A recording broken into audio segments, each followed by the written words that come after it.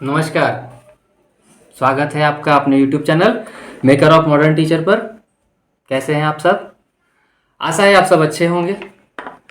आज हम लोग, जैसा कि पिछली कक्षा में हमने सीटेट के बारे में पढ़ना शुरू किया है, सीटेट के फर्स्ट क्लास में हमने सीडीपी के बारे में समझा, सीडीपी के सिलेबस को जाना।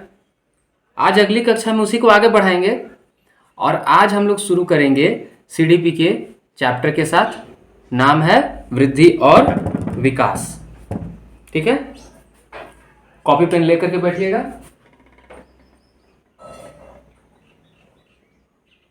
वृद्धि एवं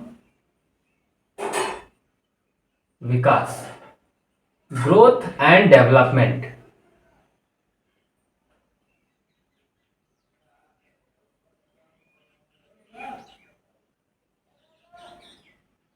ठीक है, ग्रोथ एंड डेवलपमेंट, इस पर चर्चा करेंगे। पहले इसको जानने से पहले हम लोग शुरू करते हैं। जो हमारा टॉपिक है वो है सीडीपी, यानी कि चाइल्ड डेवलपमेंट पेडागोजी। अगर इसे हम विस्तार पूर्वक समझें तो हम देखते हैं, पाते हैं चाइल्ड डेवलपमेंट पेडागोजी।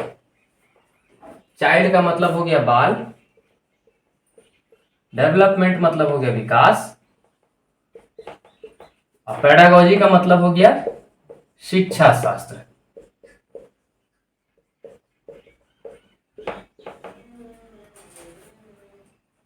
शिक्षा शास्त्र जो है ना, यह एक मनोविज्ञान है। क्या है? मनोविज्ञान है। तो पहले हम यहीं से समझना शुरू करते हैं। यह एक मनोविज्ञान है और यह मनोविज्ञान किससे संबंधित है? शिक्षा से संबंधित है। तो यानी कि मूल रूप से हमें सबसे पहले शिक्षा मनोविज्ञान को समझना है। यह शिक्षा मनोविज्ञान दरअसल होता क्या है? पिछली कक्षाओं में आपने पढ़ा भी है, जो ट्रेनिंग आपने की है उसमें शिक्षा मनोविज्ञान को अच्छे से जाना है। अब शिक्षा मनोविज्ञान का आपको यूज करना सीखना है। जो सीडीपी के सवाल टेट में पूछे जाते हैं, सीटेट में पूछे जाते हैं, वो आपके थ्योरेटिकल बेस्ड क्वेश्चन नहीं होते हैं, बल्कि प्रैक्टिकल बेस्ड क्वेश्चन होते हैं। तो पहले हम समझने का प्रयास करते हैं शिक्षा मनोविज्ञान को। दो वर्ड्स यहां दिख रहे हैं, शिक्षा और मनोविज्ञान। यदि हम बात करते हैं, देखिए हम आपको पूरा नोट्स के साथ बता रहे हैं, इसीलिए आप इसको नोट डाउन करते जाएं, क्योंकि जहाँ जहाँ इंपॉर्टेंट बातें होंगी वहाँ आप लिख लें, कॉपी में नोट कर लें, मार्क कर लें, कुछ भी कर लें, ताकि आपके पास मौजूद रहे। ब्राउन महोदय ने कहा कि शिक्षा का मतलब, शिक्षा एक प्रक्रिया, शिक्षा एक ऐसी प्रक्रिया है जिसके द्वारा मनुष्य के व्यवहार में परिवर्तन किया जाता है। ठीक, शिक्षा एक ऐसी प्रक्रिया जिससे के द्वारा मनुष्य के व्यवहार में परिवर्तन किया जाता है। यह बात कही है ब्राउन महोदय ने कि शिक्षा का कार्य जो है मनुष्य के व्यवहार में, व्यक्ति के व्यवहार में परिवर्तन करना। और मनुष्य के व्यवहार में जो परिवर्तन हो रहा है, इस मनुष्य के व्यवहार का अध्ययन जो है ना, यह मनोविज्ञान कहलाता है। यह कहा है किसने? पिल्सबरी ने।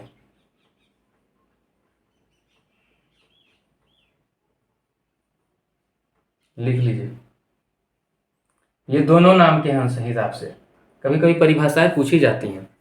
पिल्सबरी महोदय ने कहा है कि मनोविज्ञान मानव व्यवहार का अध्ययन है, और ब्राउन महोदय ने कहा है कि शिक्षा का कार्य है मानव के व्यवहार में परिवर्तन करना।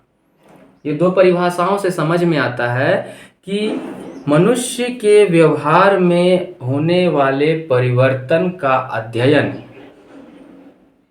जो है ना, यह मनोविज्ञान है, और शिक्षा का कार्य है इन व्यवहारों को सकारात्मक रूप प्रदान करना, ताकि जो है ना मनुष्य अपने व्यवहारों के द्वारा वातावरण में समायोजन करना सीख सके।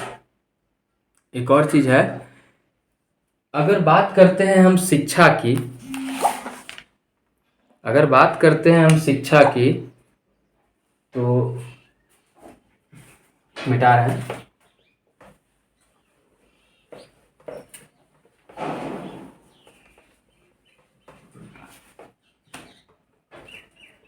अगर शिक्षा की भूमिका की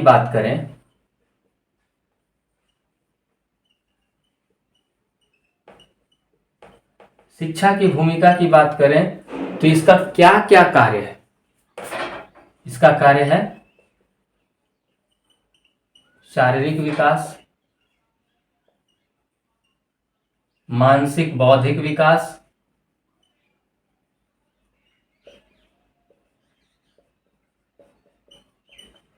सामाजिक विकास, इसी में समायोजन आ गया, नैतिक चारित्रिक विकास,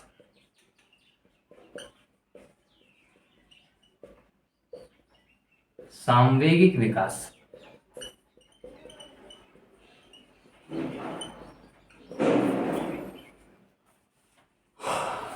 और कुछ बातें जो कही जा सकती हैं वह है कि संस्कृति का संरक्षण। मूल रूप से शिक्षा की भूमिका इतने कार्यों में होती है। अब हम बात करते हैं कि मनोविज्ञान से हमें क्या फायदा होते हैं। एक शिक्षक या शिक्षिका को जब वह मनोविज्ञान की जानकारी कर लेता है, जब वह बाल व्यवहार का अध्ययन कर लेता है या कर लेती है, तो उसे क्या फायदा होता है? स्क्रीनशॉट ले लीजिएगा इसका।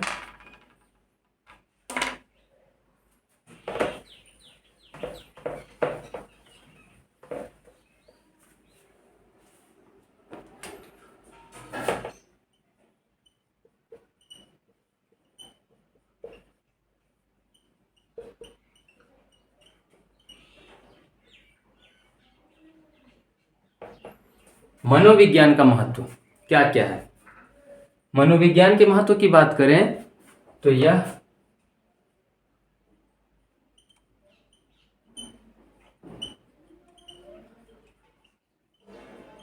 सर्वांगीण विकास हेतु शिक्षण में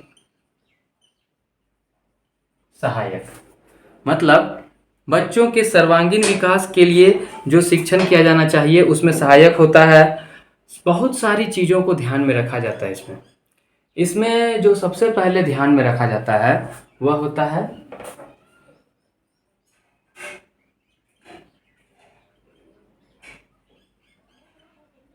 बाल विकास की अवस्था, स्टेज, उम्र, उसके हिसाब से जो बच्चों में विकास होता है, इस बात को पहले हम ध्यान में रखते हैं।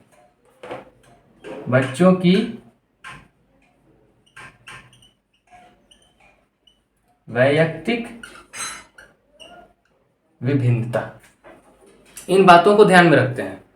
बाल विकास की अवस्था, वैयक्तिक विभिन्नता, इन बातों के बाद पाठ्यक्रम निर्माण में सहायक,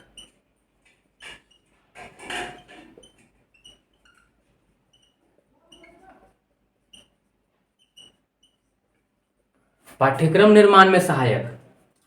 आगे देखेंगे हम शिक्षण विधि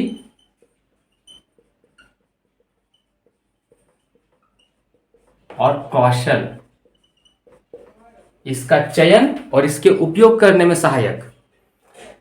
इन चीजों को ध्यान में रखा जा सकता है यदि हम मनोविज्ञान के अध्ययन को करते हैं तो। और इनसे फायदा क्या होता है आपको? कक्षा प्रबंधन, कुशल अनुशासन,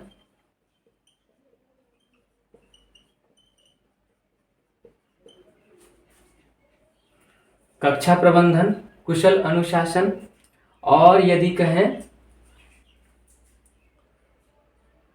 तो शिक्षण अधिगम प्रक्रिया,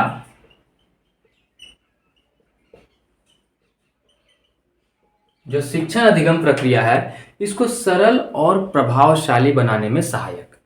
तो इतनी सारी बातें हम कह सकते हैं कि शिक्षा और मनोविज्ञान के माध्यम से हमें पता चलता है। शिक्षा का उद्देश्य तो हमें पता चला बालक का सर्वांगीण विकास करना, और मनोविज्ञान का पता चलता है कि मनोविज्ञान के द्वारा हम उन उद्देश्यों की पूर्ति कर पाते हैं। मनोविज्ञान से संबंधित कई सारे विद्वानों ने कई सारी परिभाषाएं भी दी हैं। उन परिभाषाओं में कुछ कुछ मुख्य परिभाषाएं हैं जो आप नोट डाउन कर सकते हैं। जैसे स्किनर महोदय ने कहा है कि शिक्षा मनोविज्ञान के अंतर्गत शिक्षा से संबंधित संपूर्ण व्यवहार और व्यक्तित्व आ जाते हैं। मतलब शिक्षा से संबंधित संपूर्ण व्यवहार और व्यक्तित्व शिक्षा मनोविज्ञान के अंतर्गत आ जाते हैं। ठीक, आगे है आपको क्रो व क्रो, इनका भी कथन कहा गया है कि शिक्षा मनोविज्ञान व्यक्ति के जन्म से वृद्धावस्था तक सीखने के अनुभवों का वर्णन और व्याख्या करता है। जन्म से वृद्धावस्था तक के सीखने का जो अनुभव होता है उसका वर्णन और व्याख्या आपको कौन करते हैं? क्रो व क्रो के अनुसार कहा गया है। और भी कई सारी बातें हैं, जैसे नॉल व अन्य के अनुसार एलिस क्रो हैं, सारे टेलफोर्ड हैं। इन सारे लोगों के अनुसार जो कही गई बातें हैं, जरूरी नहीं कि हर परिभाषा याद रखी जाए, कभी काल ही एक दो परिभाषाएं पूछी जाती हैं। ठीक है, शिक्षा मनोविज्ञान के इस बात को जानने के बाद जब आप आगे बढ़ते हैं तो सबसे पहली बात होती है कि बाल व्यवहार, बाल मनोविज्ञान को जानना क्यों आवश्यक है। बाल मनोविज्ञान या बाल व्यवहार को जानना इसलिए आवश्यक होता है क्योंकि इसके द्वारा जो है ना आप पाठ्यक्रम, पाठ्यवस्तु, शिक्षण विधि और शिक्षण कौशल तथा सरल अधिगम की व्यवस्था कर पाते हैं, शिक्षण उद्देश्यों की पूर्ति कर पाते हैं। ठीक, अब बाल व्यवहार के अध्ययन हेतु कई विधियों का वर्णन किया गया है। जैसे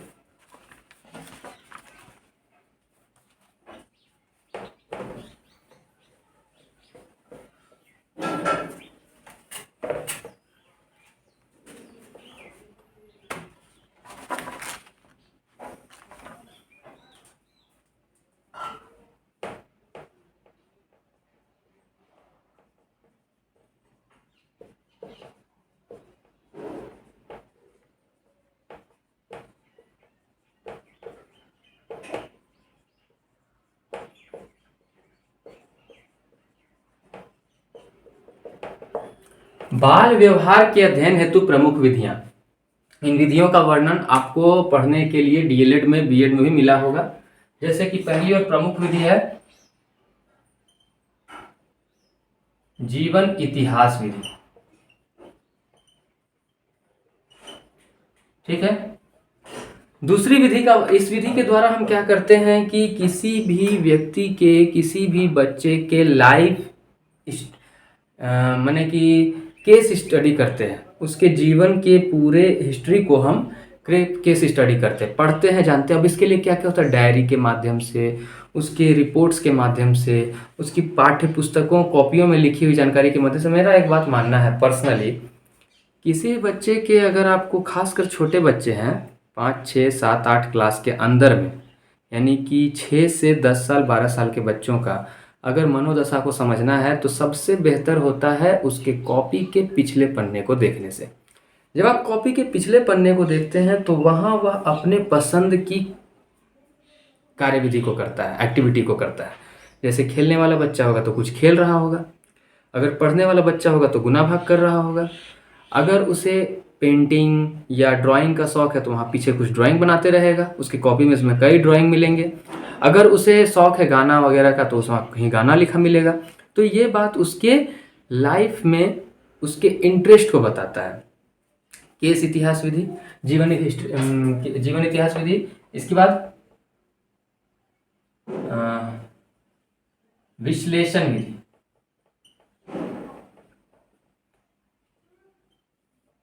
निरीक्षण विधि,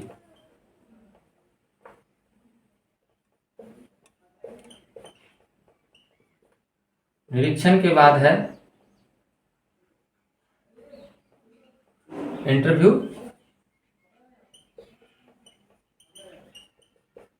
इंटरव्यू को क्या कहते हैं हिंदी में?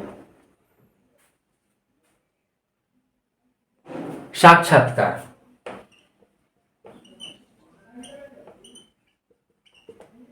और एक चीज जो है उसकी प्रश्नावली के माध्यम से हम जान सकते हैं कि उसका व्यवहार कैसा है, वह देने का प्रयास करेगा कि नहीं जवाब, उसे सीखने की इच्छा है कि नहीं, या फिर उसके पास ज्ञान मौजूद है कि नहीं। प्रश्नावली विधि के माध्यम से हम इंट्रोगेशन विधि के माध्यम से उसका मूल्यांकन कर पाते हैं, मापन कर पाते हैं।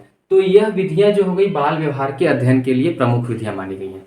अब बाल व्यवहार में जो परिवर्तन आते हैं, बाल व्यवहार जो होते हैं, इनमें जो परिवर्तन के आधार हैं या इनके जो निर्माण होने के आधार हैं, उनको कुछ कुछ भागों में बांटा गया है।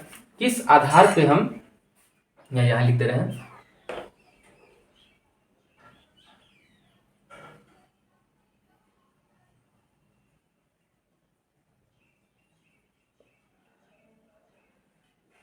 बाल व्यवहार के आधार, बाल व्यवहार के आधार की बात करें तो इसमें है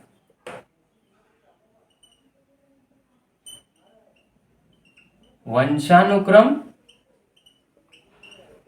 वातावरण। वंशानुक्रम और वातावरण के माध्यम से हम बाल व्यवहार का अध्ययन कर पाते हैं, क्योंकि हम जानते हैं कि जिस परिवार से बच्चा बिलोंग करता है, जिस माने कि वंशावली के या जिस अनुवंश के उनके माता पिता रहे हैं, बच्चों में वो गुण प्राकृतिक रूप से मौजूद होते हैं। उनमें से कुछ गुण आएंगे ही आएंगे, जैसे रंग से संबंधित, जैसे स्वभाव से संबंधित कुछ भी गुण माता पिता से संचरित होते हुए बच्चे में आते हैं। तो वंशानुक्रम या वातावरण। अब वातावरण के बाद की बात करें तो मूल प्रवृत्ति,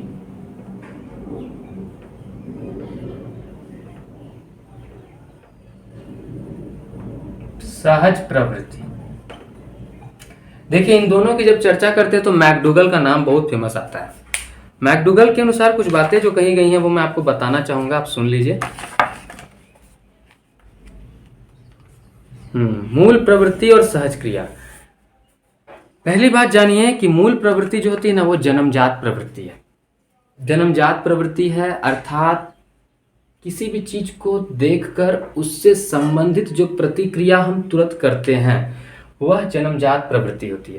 पर मूल प्रवृत्ति जो होती है ना, ये कई बार नकारात्मक रूप में भी होती है, और सहज प्रवृत्ति को सकारात्मक रूप में लिया गया है। तो इसको हम समझते हैं, जैसे कि यहाँ पर बातें जो कही गई हैं, जन्मजात प्रवृत्तियां जो मनुष्य और पशु को कार्य करने के लिए प्रेरित करती हैं, मूल प्रवृत्तियां कहलाती हैं। मनुष्य और पशु दोनों को जो प्रवृत्तियां कार्य करने के लिए प्रेरित करती हैं, उन्हें हम मूल प्रवृत्ति कहते हैं। ठीक। अब यहाँ मैकडूगल क्या कहते हैं कि मूल प्रवृत्ति परंपरागत या जन्मजात मनोशारीरिक प्रवृत्ति है। परंपरागत यानी ट्रेडिशनल, एंड जन्मजात बाय बर्थ मनोशारीरिक,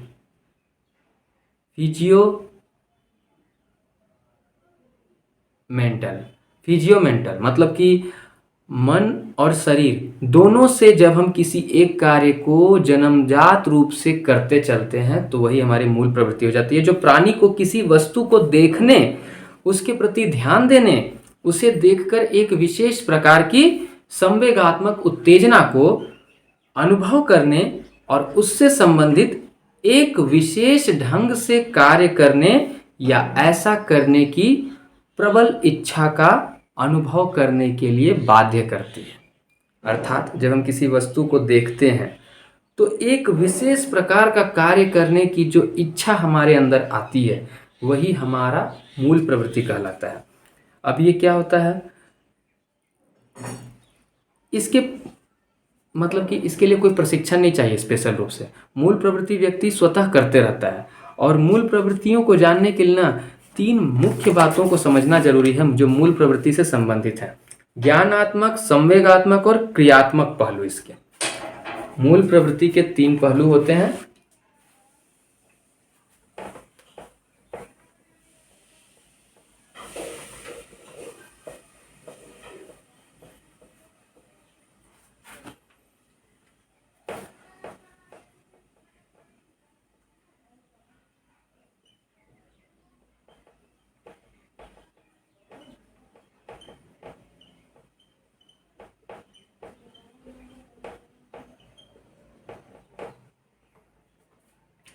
ये सब बातें ना आपको जब ये चैप्टर लगातार चलते रहेगा और कंटिन्यूअस जब पढ़ने लगेंगे तो आगे कई सारे थ्योरीज ऐसे आएंगे जहां आपको समझ में आएगा कि मूल प्रवृत्ति का क्यों जानना आवश्यक है। आपको मूल प्रवृत्ति से संबंधित ज्ञान क्यों जरूरी है।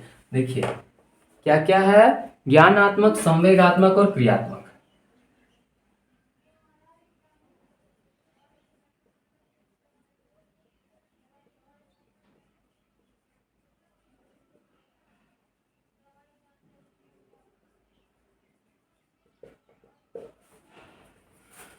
चलिए समझते हैं तीनों को।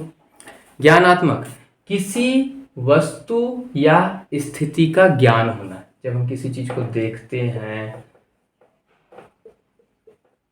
सुनते हैं, मतलब अपने सेंस ऑर्गन का जब हम कार्य करते हैं, सेंस ऑर्गन के जरिए जो हमें मिलता है सूचना, सेंस ऑर्गन के जरिए जो सूचनाएं हमें प्राप्त होती हैं, वही सूचना जो है हमें ज्ञान प्रदान करता है।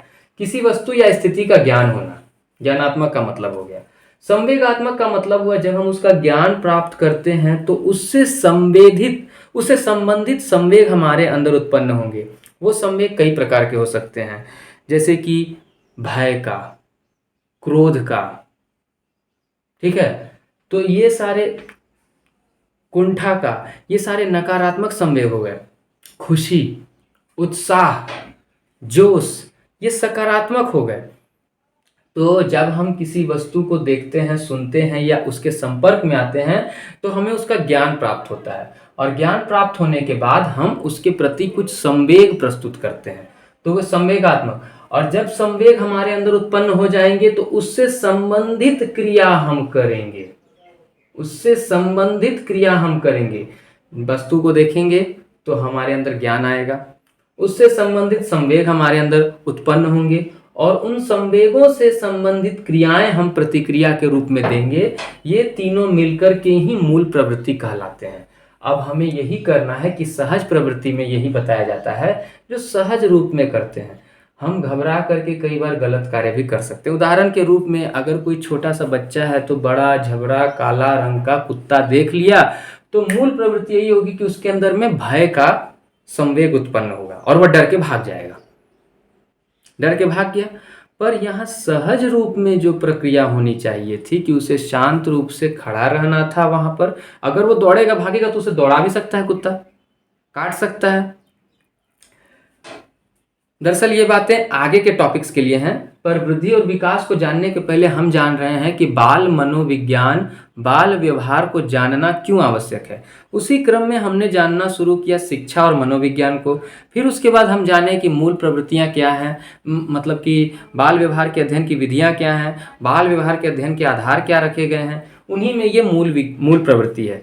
अब इसमें जो सहज प्रवृत्ति है उसको भी समझ लीजिए कि मूल प्रवृत्त्यात्मक माने कि वे सभी क्रियाएं जो हम यंत्रवत और बिना विचारे हुए करते हैं उन्हें सहज क्रिया कहते हैं। तो कुल रूप से अगर देखिए कुछ कुछ बातें यहाँ कही गई हैं मूल प्रवृत्तियों के संबंध में कि पलायन या भागना ये भय का संवेग है।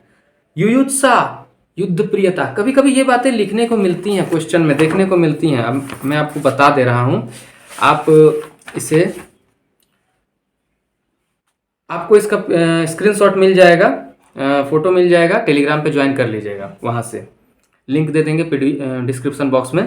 देखिए यहाँ बताया गया है कि पलायन या भागना जो है यह भय का संवेग के कारण होता है। युयुत्सा या युद्ध प्रियता, युयुत्सा, जो युयुत्सा की भावना है ये क्रोध के कारण होता है।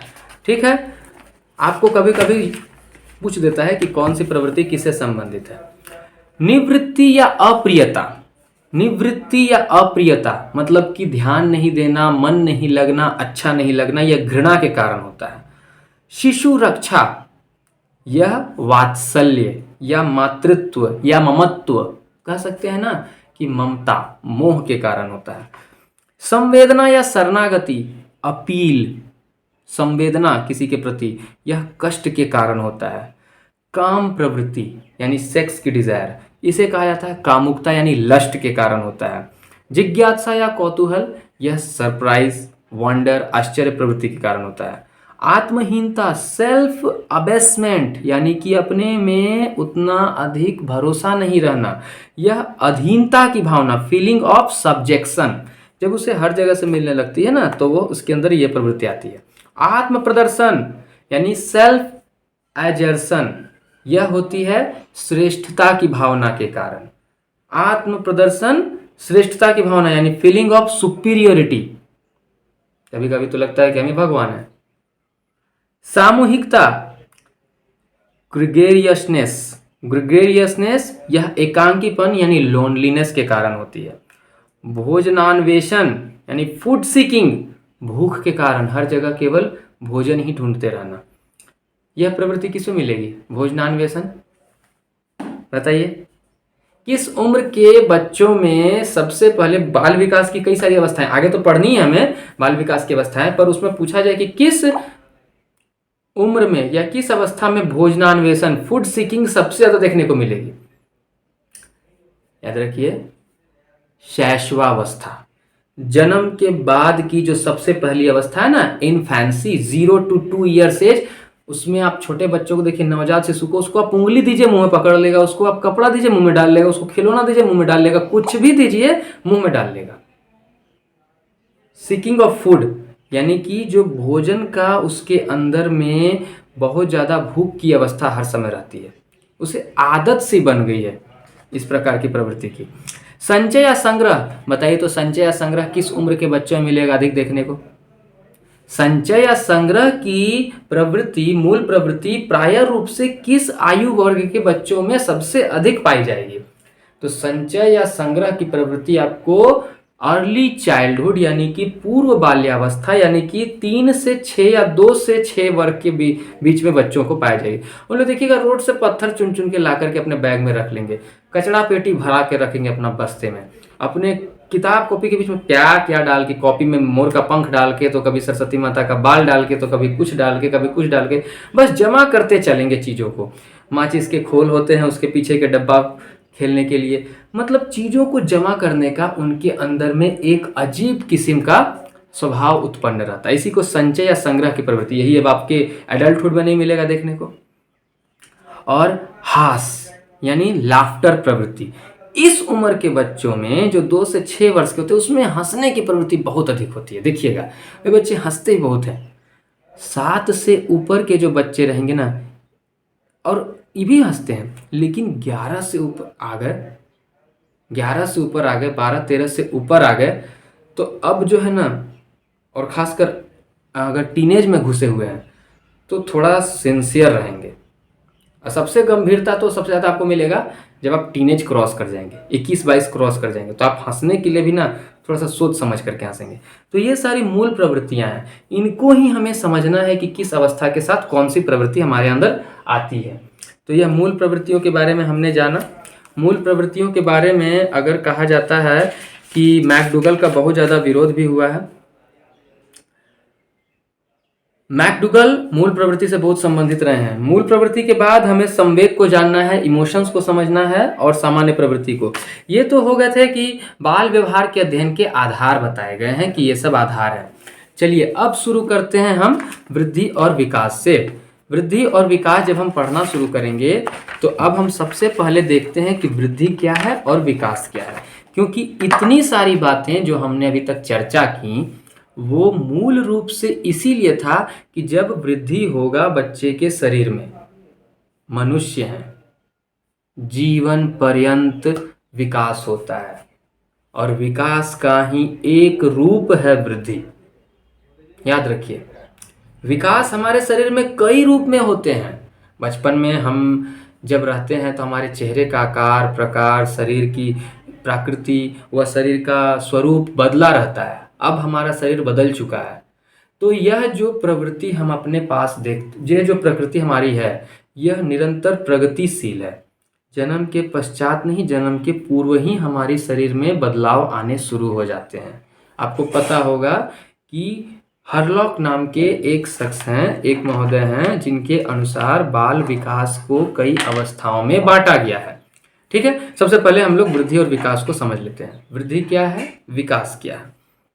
विकास जो हमारे शरीर के बहुमुखी आयाम में होते रहता है, कई सारे फील्ड में होता है, इसको हम समझने का प्रयास करते हैं।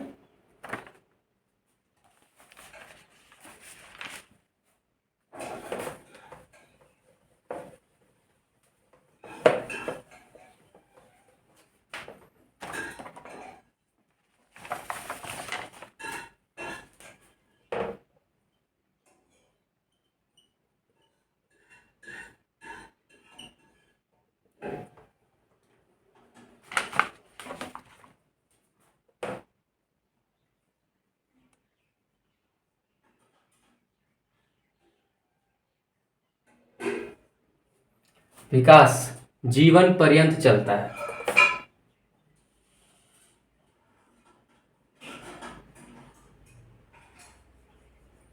डेवलपमेंट टिल डेथ, मृत्यु तक विकास को कहा जाता है।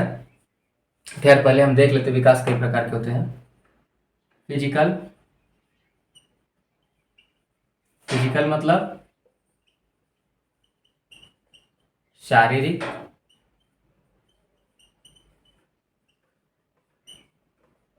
कॉग्निटिव,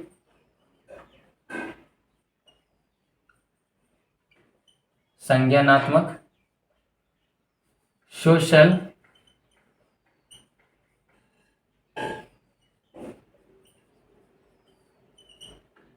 सामाजिक,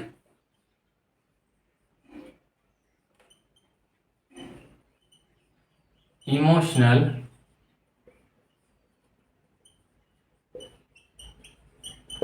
सांवेगिक। विस्तृत विस्तृत चर्चा आगे फिर होगी, लेकिन पहले हम एक रफ डायग्राम तैयार कर रहे हैं, अपने माइंड मैप तैयार कर रहे हैं कि विकास कितने प्रकार से होता है। विकास हमारे शरीर में 4 प्रकार से होता है। एक होता है शारीरिक, एक होता है संज्ञानात्मक, एक होता है सामाजिक और एक होता है सांवेगिक। अगर हम इन सब की बात करें तो देखिए, शारीरिक विकास की बात करते हैं तो शारीरिक विकास हमारे शरीर में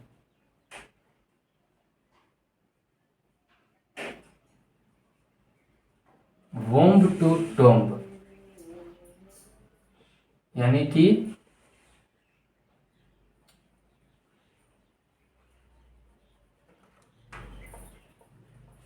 नहीं, ऐसे नहीं, विकास के लिए ही वोम्ब टू टोम्ब कहा गया है।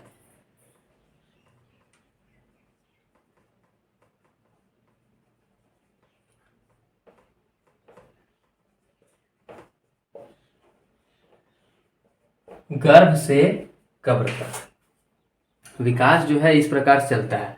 और शारीरिक विकास की बात करें तो शरीर की लंबाई, चौड़ाई, भार और रूप में जो वृद्धि और परिवर्तन आते हैं, इन्हें हम शारीरिक विकास में देखते हैं। शारीरिक विकास शुरू कहाँ से होता है? शारीरिक विकास शुरू होता है आपका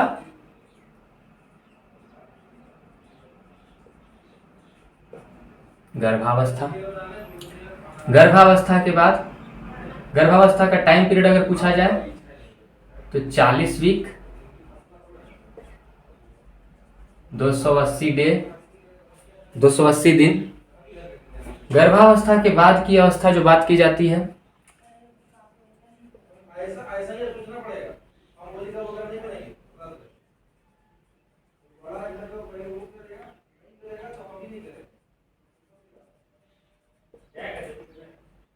शैशवावस्था, इन्फेंसी है, शैशवावस्था इन्फेंसी है, शैशवावस्था इन्फेंसी है। इन्फेंसी जब हम बात करते हैं तो यह 0 से 2 ईयर इस बीच में होती है। शैशवावस्था के बाद हम बात करते हैं चाइल्डहुड। चाइल्डहुड यानी कि बाल्यावस्था।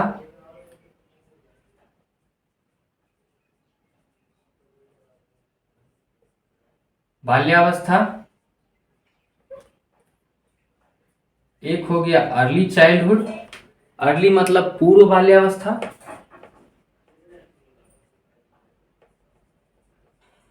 और लेटर चाइल्डहुड उत्तर बाल्यावस्था। ठीक है, अर्ली चाइल्डहुड और लेटर चाइल्डहुड, पूर्व बाल्यावस्था, उत्तर बाल्यावस्था। पूर्व बाल्यावस्था का टाइम जो बताया गया है यह 2 से 6 साल रखा गया है, और इसकी बात करते हैं 7 से 11 साल रखा गया है। ठीक है, अब इसके आगे जब हम जाते हैं तो 12 या 13 से लेकर 19 तक की अवस्था जो है इसे हम किशोरावस्था, यानी कि एडोलसेंस कहा गया है। एडोलसेंस यानी किशोरावस्था कहा गया है 13 से 19 के बीच की अवस्था को। अब इन अवस्थाओं में जो भी विकास होते हैं ये सब शारीरिक विकास के अंतर्गत आ जाते हैं। ऐसे इसके आगे के और भी विकास है पर आपको वहां नहीं जानना है, आपको मूल रूप से यहाँ ध्यान देना है। और जो मोस्ट इंपॉर्टेंट रहेगा वह रहेगा चाइल्डहुड सेक्शन। चाइल्डहुड सेक्शन सबसे मोस्ट इंपॉर्टेंट रहेगा, आपको इस विकास पर अधिक ध्यान देना है, शारीरिक विकास की इस अवस्था पर। यहां से क्वेश्चन एकदम भर भर के पूछे जाते हैं। उसके बाद कुछ क्वेश्चंस यहां से भी मिलते हैं, यहां से पेपर 2 में क्वेश्चंस बनेंगे। पेपर 1 इसके लिए इंपॉर्टेंट है, पेपर 1 में यहां से भी क्वेश्चंस घुस जाते हैं, एंट्री कर जाते हैं। पर ये जो अवस्था है ना, इसमें कुछ क्वेश्चंस किशोरावस्था से ही बनते हैं। तो शारीरिक विकास जो है, शरीर की लंबाई, चौड़ाई और वजन के बारे में, शारीरिक विकास को ही हम वृद्धि भी कह सकते हैं। शारीरिक विकास को ही हम वृद्धि भी कह सकते हैं, याद रखिए, शारीरिक विकास को ही हम वृद्धि भी कह सकते हैं। अब इसके बाद जो है विकास तो पूरा सबको मिला करके हो गया, शारीरिक विकास को हम वृद्धि भी कह सकते हैं। अब बात करते हैं शारीरिक विकास, जब हम गर्भावस्था को देखते हैं,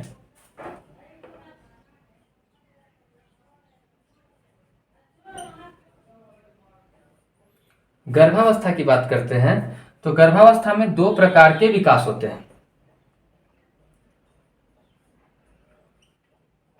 एक होता है सिफेलोकॉर्डल और एक होता है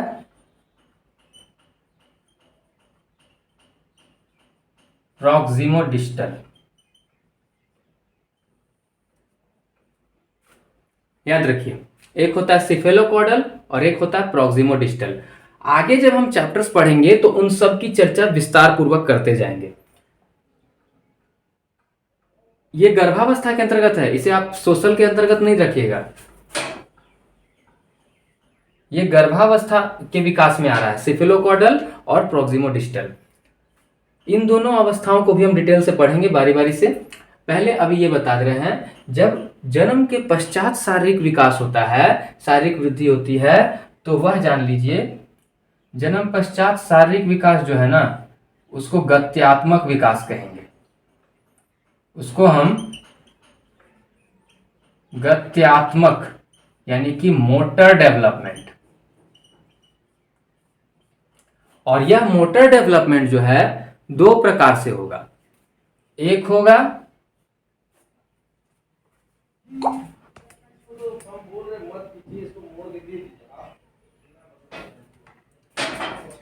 होगा आपको ग्रॉस यानी कि स्थूल, और एक होगा फाइन यानी कि सूक्ष्म।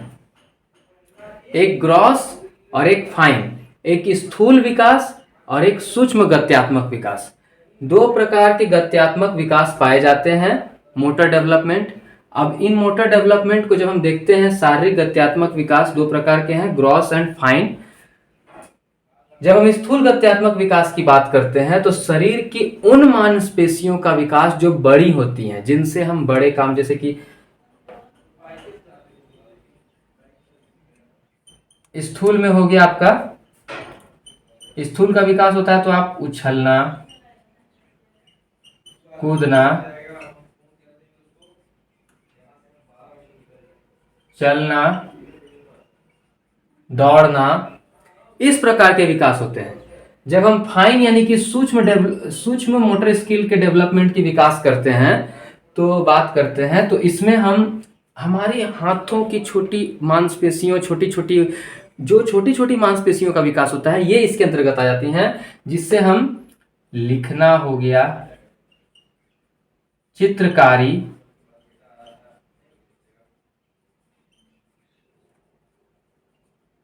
सिलाई, इन सब का विकास सूक्ष्म गत्यात्मक विकास के अंतर्गत आता है। तो शारीरिक गत्यात्मक विकास 2 प्रकार के हैं, ग्रॉस और फाइन यानी स्थूल और सूक्ष्म। इन सबको विस्तार पूर्वक करेंगे बारी बारी से। अभी मैंने एक रफ डायग्राम दिया है, आपके सामने प्रस्तुत किया है कि हमारे शरीर में जो विकास का शारीरिक विकास है उसके परिप्रेक्ष्य में इस प्रकार से हमें जानकारी होनी आवश्यक है। तो जब इतनी सारी विकास को आप जानेंगे तो आपको पता चल पाया कि शारीरिक विकास क्या होता है। अब हम इसे मिटा रहा हूँ, आप लोग स्क्रीनशॉट ले सकते हैं।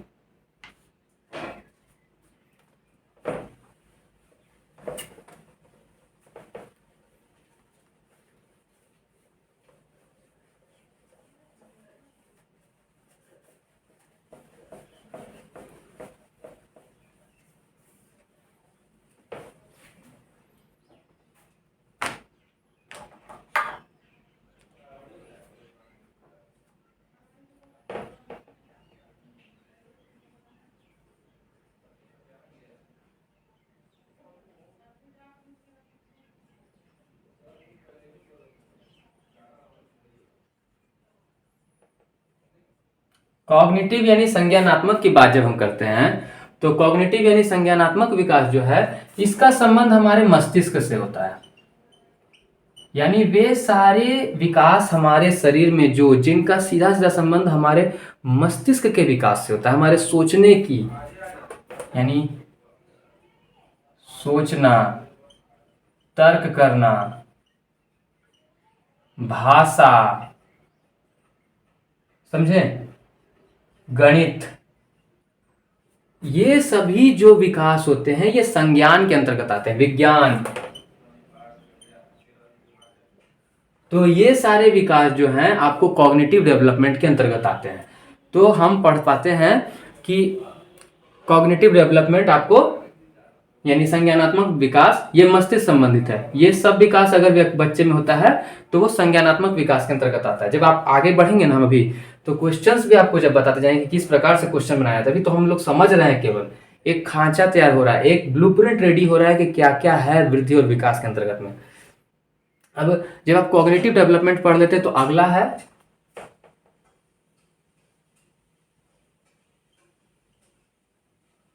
सोशल, और उसके बाद आता है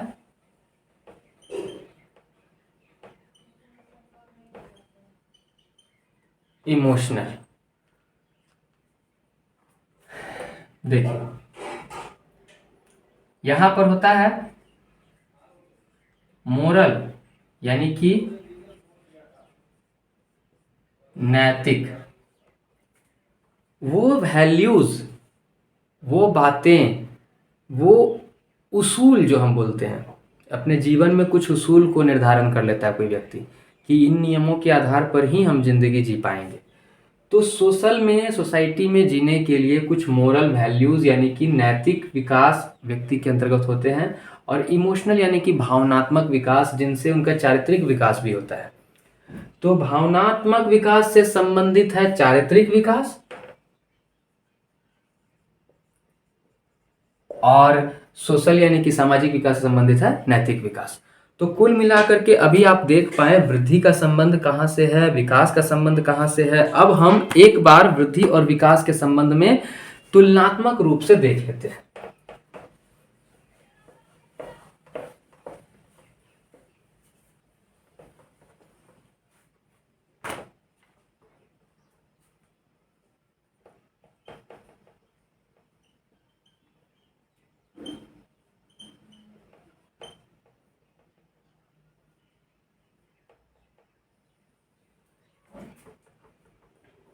देखिए पहली बात कि वृद्धि जो है मात्रात्मक है, क्वांटिटेटिव, ओनली मात्रात्मक है, और विकास जो है यह मात्रात्मक और गुणात्मक दोनों होती है, यानी कि क्वांटिटेटिव भी है और क्वालिटेटिव भी है। ये दोनों विकास इसमें होता है, मात्रात्मक और गुणात्मक दोनों है। यह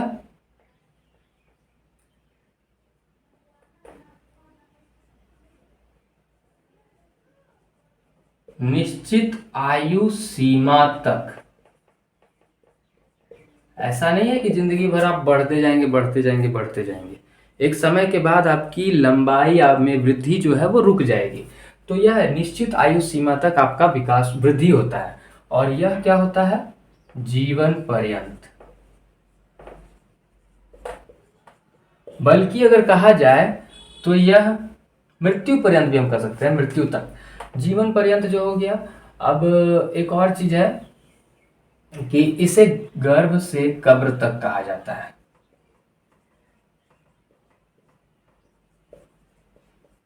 यानी वोम्ब टू टॉम।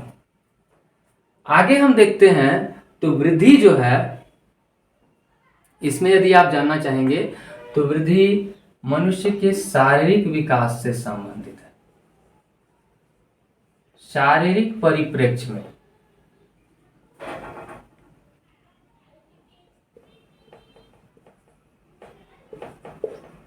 यह केवल शरीर में होने वाला विकास ही वृद्धि कहलाता है।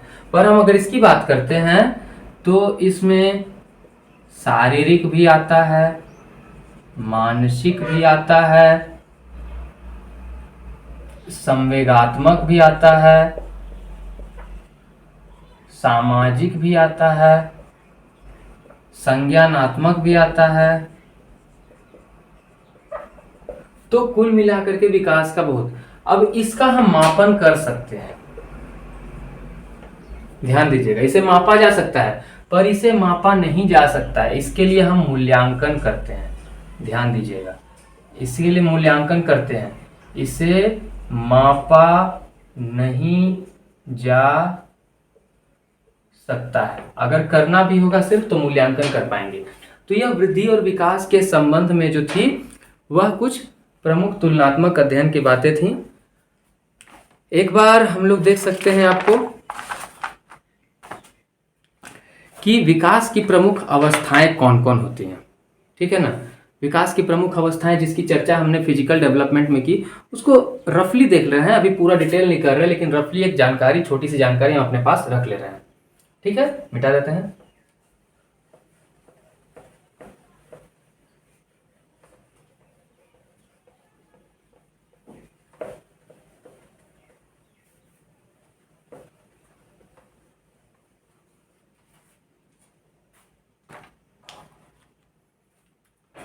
अब अगर अकॉर्डिंग टू हरलॉक हम देखते हैं, हरलॉक महोदय के अनुसार, तो उन्होंने तो अवस्थाएं बताई थी, उसका जिक्र हमने पिछले बार में किया था। हम यहाँ देखते हैं कि जो मूल रूप से ये कहा जाता है प्रीनेटल एज, उसमें सेफेलोकॉर्डल और प्रोक्सिमोडिस्टल दो प्रकार के विकास होते हैं, उसको चर्चा करेंगे आगे के बाद में। उसके बाद हम बात करते हैं इन्फेंसी की। तो इन्फेंसी में मूल रूप से कुछ कुछ बातों को हमें जानना है, शैशवावस्था को। पर सबसे महत्वपूर्ण जो हम अभी थोड़ा चर्चा कर लेते हैं वह है बाल्यावस्था।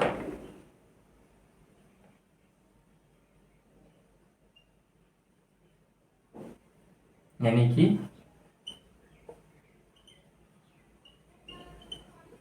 चाइल्डहुड, अर्ली यानी कि पूर्व बाल्यावस्था, और लैटर यानी कि उत्तर बाल्यावस्था। अर्ली और लैटर, पूर्व और उत्तर। जब हम पूर्व की बात करते हैं तो इसे 2 से 6 साल में लिया जाता है, इसे 7 से 11 साल के अंतर्गत देखते हैं। अगर हम इसकी बात करें 2 से 6 साल वाले में, तो इसे प्री स्कूल एज, ठीक है, टॉय एज, खिलौने की अवस्था, प्री गैंग एज, ठीक है, और क्या बोला जाएगा, प्ले एज।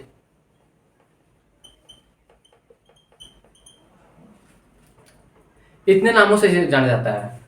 इस उम्र में सबसे ज्यादा भाषाई विकास तेज गति से होता है।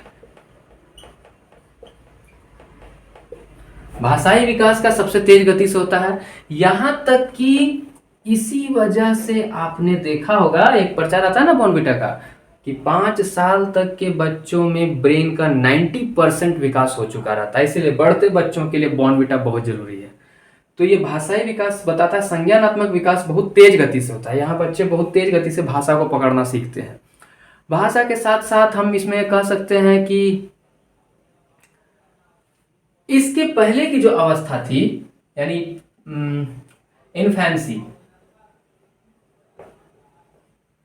इन्फेंसी की अवस्था में बच्चे टू लेटर वर्ड्स ऐसे लिखेंगे।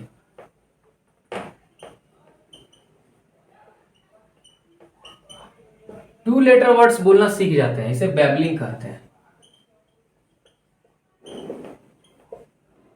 बैबलिंग कहते हैं, दो दो अक्षरों को मिला करके बोलना सीख लेना, इसे बैबलिंग कहलाता है, इसे बैबलिंग कहा जाता है। भाषाई विकास हो गया। अब हम इसके बाद समझ सकते हैं कि इस आधार पे एक बात निर्धारण होता है कि ये अवस्था आपको, इसमें ज्यादातर बच्चे ना अकेले रहना पसंद करते हैं। देखिए यहाँ लिखे भी हैं प्री गैंग एज, इस बच्चे जो है सामाजिक सोशल नहीं बन पाते हैं। ये इनर स्पीच होता है। इसके बारे में जब हम पढ़ेंगे, जब हम जीन पियाजे जी के बारे में पढ़ेंगे, लेव वाइगोत्स्की के बारे में पढ़ेंगे, नॉम चॉम्स्की के बारे में पढ़ेंगे, तब इस स्टेज को और अच्छे से डिटेल से डिफाइन किया जाएगा। आगे पढ़ते हैं। यहाँ पर जब हम उत्तर बाल्यावस्था की बात करते हैं, तो उत्तर बाल्यावस्था जो है ना, ये सब जो है ना स्कूल एज बन गया ये। उसके बाद ये टॉय और प्ले, ये दोनों कट जाते हैं। यहाँ पर टॉय एज यहाँ पर कट जाते हैं और गैंग एज शुरू हो जाता है। गैंग एज शुरू हो जाता है। गैंग एज के बाद कहा जाता है ना, ये ट्रबलसम एज है। बहुत लड़ते झगड़ते हैं। इस उम्र के लड़के लड़कियां आपस में बहुत लड़ते झगड़ते हैं, लेकिन लॉन्ग टाइम रिलेशनशिप,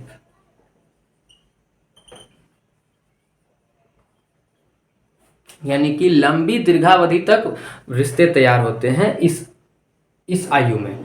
इस आयु उम्र के जो रिश्ते बनते हैं वो बहुत पक्के और बहुत लंबे समय तक चलने वाले रिश्ते में कहलाते हैं। तो ये बाल्यावस्था का ये एक वर्णन है। अब अगर बात की जाए कि इसे कौन कौन सी चीजें प्रभावित करती हैं, तो देखिए एक दो वर्ड है यहाँ पर,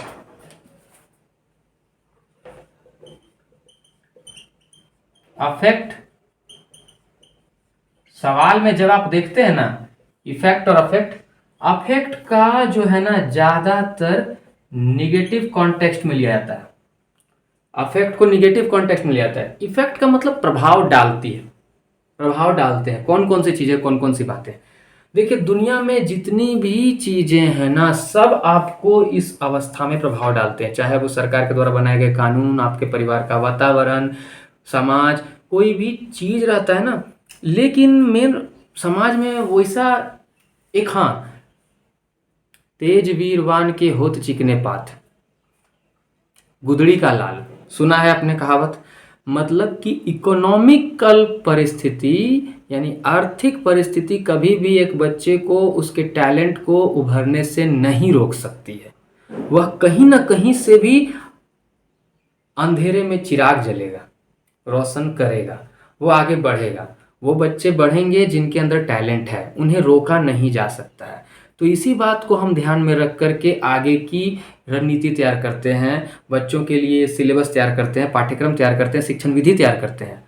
बाल व्यवहार की अध्ययन की जो विधियां हैं, इसके बाद हम ये जान पाते हैं कि हर बच्चे के अंदर में कुछ ना कुछ जन्मजात शक्ति तो जरूर छिपी हुई है। तो वह आगे बढ़ने के लिए उसे बस मौका मिलने की आवश्यकता है। बायोलॉजिकल, इमोशनल, इंटेलिजेंसी, हेरिडेटरी, मैंने कहा जाए तो दुनिया की हर एक चीजें प्रभावित करेंगी, पर इकोनॉमिकल परिस्थिति ना रोक नहीं पाएगी उसे। कहीं ना कहीं से वो तोड़ करके भी बंदिशों को, आसमान को छू लेगा। कहते ना है, कौन कहता है आसमान में सुराख हो नहीं सकता, कौन कहता है आसमान में सुराख हो नहीं सकता, एक पत्थर तो तबीयत से उछालो यारो, कहावत है ना। तो वही चीज है। अब यहाँ पर कोई बात कही गई, हाँ, लास्ट में हम एक बात चर्चा कर सकते हैं जो छोटी सी, और इसके बाद आज की क्लास यहीं पर समाप्त करते हैं, कि अंतिम अवस्था जो आपको जानने के लिए है वह अवस्था है एडोलसेंस की, यानी कि किशोरावस्था। अभी हम किशोरावस्था बोल रहे हैं तो शायद कितनों के मन में ना एक गाना गूंज रहा होगा। बताएं। तू प्यार है किसी और का, तुझे चाहता कोई और है। सही बात है। हर किसी की किशोरावस्था में ये गाना जरूर गूंजा होगा। तो किशोरावस्था ऐसी अवस्था ही है, इसके लिए स्टैनली हॉल नाम के प्रसिद्ध मनोवैज्ञानिक ने एक पुस्तक लिखी, उसका नाम था एडोलसेंस, यानी कि किशोरावस्था। और इस पुस्तक में उन्होंने एक लाइन लिखा कि किशोरावस्था जो है ना, तनाव, संघर्ष, संवेग व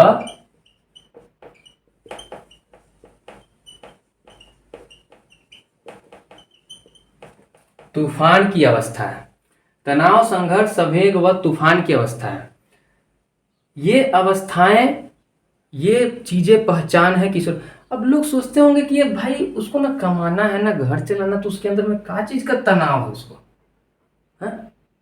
तो इसी संबंध में एरिक एरिक्सन ने कहा है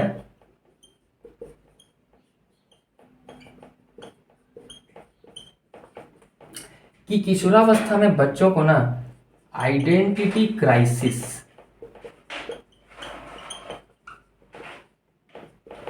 आइडेंटिटी क्राइसिस नामक रोग रहता है। यानी कि अपने पहचान को, अपने अस्तित्व को साबित करने की एक जुनून उनके सिर पर रहती है कि हमको साबित करना है।